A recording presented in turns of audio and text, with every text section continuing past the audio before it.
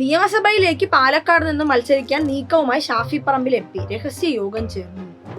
ഇനി ഇയാൾക്ക് മറ്റേ എലക്ഷൻ നടത്തുന്ന മനോരോഗവും കാണുന്നു. മാസം ബൈ ഇലക്ഷൻ നടന്നില്ലെങ്കിൽ ഒരു ആശ്വാസം ഇല്ലാത്ത പോലെ. സത്യത്തിൽ നിങ്ങൾ ചേട്ടനും അനിയനും തമ്മിൽ എന്താണ് പ്രശ്നം?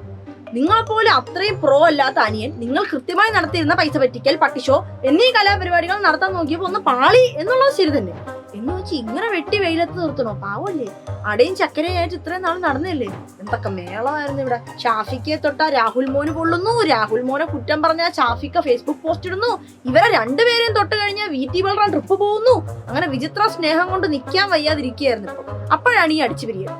വരാനിരിക്കുന്ന ഇലക്ഷൻ എന്തെല്ലാം തരത്തിൽ തേയും എന്ന് ആലോചിച്ചിരിക്കുന്ന ടീമാണ് ഇനിയും ഒരു ബൈ ഇലക്ഷൻ എന്ന പ്ലാനൊക്കെ ആയിട്ട് വരുന്നത്. ഇപ്പിടാ എന്റെ അഭിപ്രായത്തിൽ രാഹുൽ മാങ്ങയ്ക്ക് ഒരു സീറ്റ് എന്ന പദ്ധതി വിജയകരമായി പൂർത്തിയാക്കിയില്ലേ. ഇനി ഒരു 5-6 മാസം വെയിറ്റ് ചെയ്തിട്ടുണ്ടെങ്കിൽ ഓട്ടോമാറ്റിക് ആയിട്ട് മാങ്ങ കളം വിട്ടോളും. അതുവരെ നിങ്ങളുടെ ഈ സൗന്ദര്യപ്പണക്കമൊക്കെ ഒന്ന് മാറ്റി വെച്ചുകൂടെ? വെറുതെ ആവശ്യമില്ലാതെ.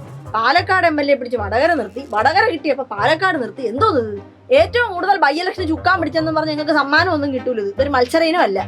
ഓൾറെഡി നിങ്ങളുടെ അടുത്ത് ഇഷ്ടമില്ലാത്ത മനുഷ്യരെ കൂടുതൽ ഇലക്ഷൻ കൊടുത്തുന്ന പേരിൽ നിങ്ങളുടെ അടുത്ത് കുറെ കൂടെ കലിപ്പുണ്ടാക്കേണ്ട എന്തെങ്കിലും കാര്യം ഉണ്ടായിരുന്നു? ഇതിന്റെയൊക്കെ ആവശ്യം എന്താണ്? മന്ത്രിസ്ഥാനമൊക്കെ മോഹിച്ചാണെങ്കിൽ ഈ വീഡിയേട്ടൻ ഷാഫിക്ക രാഹുൽ മാങ്ങ ബെൽറ്റിൽ നിന്ന് ഇറങ്ങി ഉടായിപ്പൊക്കെ നിർത്തി നാട്ടുകാർക്ക് ഗുണമുള്ള എന്തെങ്കിലും കാര്യം ചെയ്യുന്നതായിരിക്കും കുറച്ചുകൂടെ നല്ലത്. അല്ലാതെ ഈ ഓടി നടന്ന് ബൈ ഇലക്ഷന് മത്സരിക്കുന്നതിനെക്കാട്ടിലും അങ്ങനെ ചെയ്താൽ നന്നാവും. എന്തായാലും നിങ്ങളെ കൂട്ടത്തിലെ മന്ത്രിയും മുഖ്യമന്ത്രിയും ഒക്കെ ആവാൻ ഉടുപ്പ് തച്ചിരിക്കുന്ന ആളുകളില്ലേ, അവരോട് കൂടെ ഒന്ന് ഡിസ്കസ് ചെയ്തിട്ട് ബുദ്ധിപരമായ ഒരു തീരുമാനം എടുക്കും. ചിലപ്പോൾ അടുത്ത തവണ ഡയറക്റ്റ് പ്രതിപക്ഷ നേതാവാണെന്ന് മറക്കി വീണാലോ. ഓൾ ദി ബെസ്റ്റ് കേട്ടോ ഷാഫിക്ക.